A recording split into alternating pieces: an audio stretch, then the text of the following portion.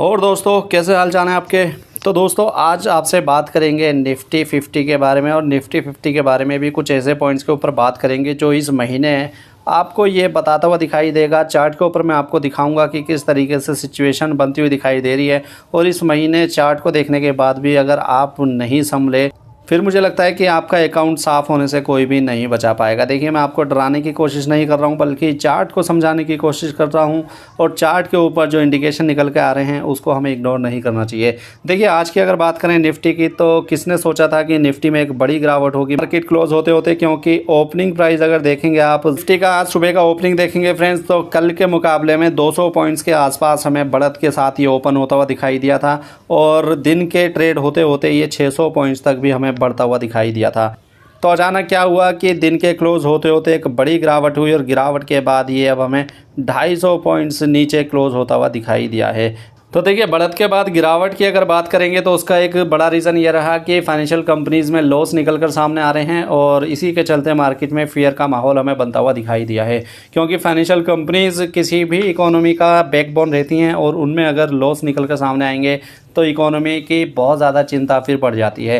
देखिए अगर Indian economy की बात करें तो वहाँ पर फाइनेंशियल कंपनीज़ और फाइनेंशियल सेक्टर लगभग 30% तक कंट्रीब्यूट करता है इकोनॉमी में और उनमें अगर कोई भी प्रॉब्लम सामने आएगी तो वहाँ पर बड़ा असर फिर हमें ओवरऑल मार्केट में देखने को मिलता है। एक दूसरा बड़ा रीज़न ये रहा कि एफएमसीजी कंपनियों में भी लॉस निकल कर सामने आए हैं, चाहे हम मेरिको की बात कर लें या फिर एचयूएल जैसी बड़ी कंपनी की भी बात कर लें, वहाँ पर कंपनी का प्रॉफिट हमें गिरता हुआ दिखाई दिया था। तो एफएमसीजी कंपनीज़, क्योंकि माना ये जा रहा है कि एफएमसीजी कंपनीज़ के ऊपर इस लॉकडाउन का और इसका बहुत ज़्यादा कोई असर नहीं पड़ेगा क्योंकि एसेंशियल आइटम है और एसेंशियल आइटम की सेल पर कोई भी रोक अभी तक नहीं लगाई गई है। लेकिन इन सब के बावजूद एफएमसीजी कंपनीज़ में जो गिरावट हमें देखने को मिल रही है उसका रीज़न यही है कि कंपनियों के क्वार्टरली रिजल्ट्स में लॉस निकल कर आ रहे हैं और जो बड़ी कंपनियां हैं उनके प्रॉफिट हमें गिरते हुए दिखाई दे रहे हैं। तो कहीं ना कहीं ये टेंशन का माहौल बनाते हुए दिखाई दे रहे हैं कि जिन कंपनी के प्रोडक्ट को अलाउड किया गया है सेल के लिए उन्हीं कंपनियों की अगर सेल गिरती हुई दिखाई देगी तो दूसरी कंपनियों की क्या हालत होगी।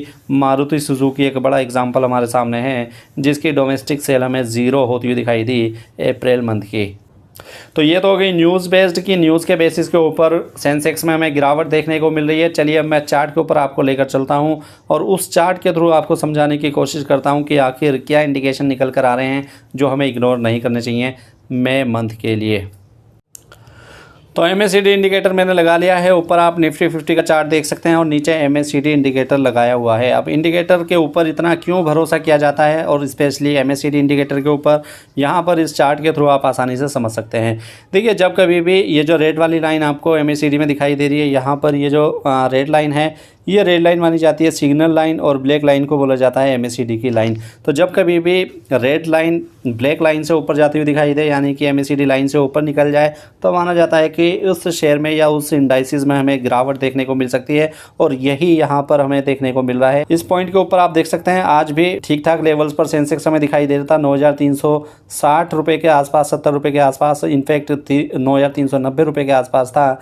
लेकिन यहाँ पर जैसे ही रेड लाइन ऊपर आई और ब्लैक लाइन हमें नीचे ही जाती हुई दिखाई दी तो निफ्टी में भी बड़ी गिरावट हमें होती हुई यहाँ पर दिखाई दी है और 9,390 पॉइंट से सीधा 9,312 पॉइंट पर हमें जाता हुआ दिखाई दिया है। अब देखिए दोबारा से यहाँ पर ये ब्लैक लाइन यानी कि एमएससीडी लाइन ऊपर जाती हुई दिखाई दे रही है। इसका मतलब ये था कि ब्रेकआउट की सिचुएशन बन रही है। इन लेवल्स के बाद से बढ़त हमें देखने को मिल जाएगी। उसी तरीके के कुछ इफेक्ट हमें निफ्टी चार्ट पर देखने को मिला। 9,330 रुपये से सीधा हमें बढ़ता हुआ 9,380 के लेवल्स दोबारा से जाता हुआ दिखाई दिया है।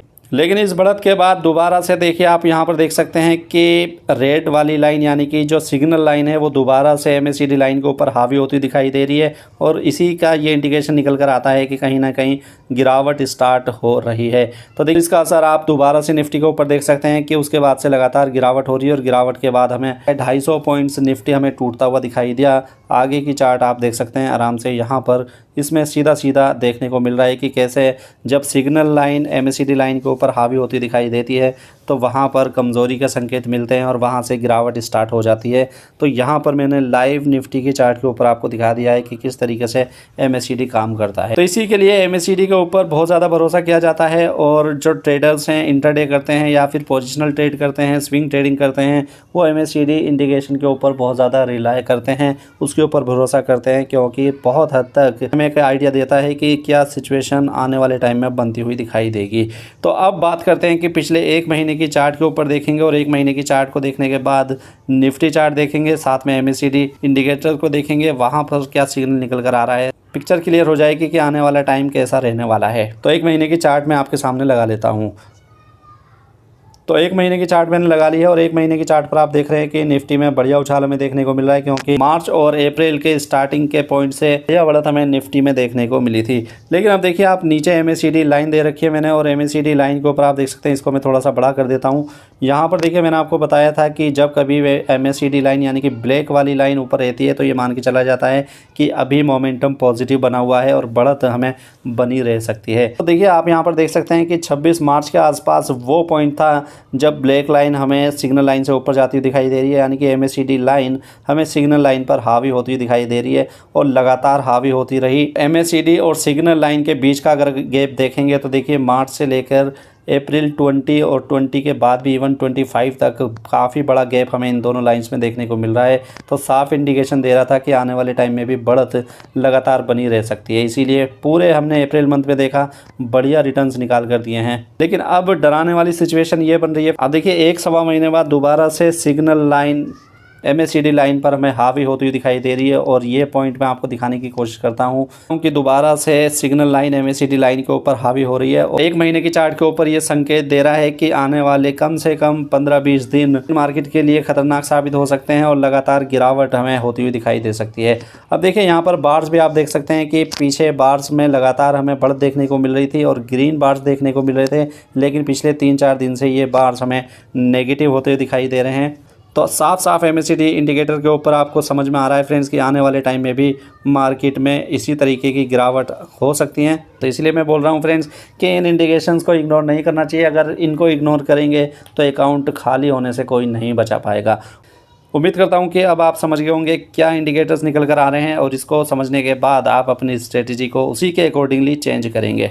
वीडियो अगर अच्छी लगी तो इसको लाइक कर दीजिए और इस वीडियो को अपने दोस्तों के साथ शेयर करना ना भूलें। चैनल अभी तक सब्सक्राइब नहीं किया है तो सब्सक्राइब कर लीजिए, क्योंकि इसी तरीके की कुछ अच्छी इन्फॉर्मेशन इस चैनल पर आती रहेगी। वीडियो देखने के लिए थैंक यू।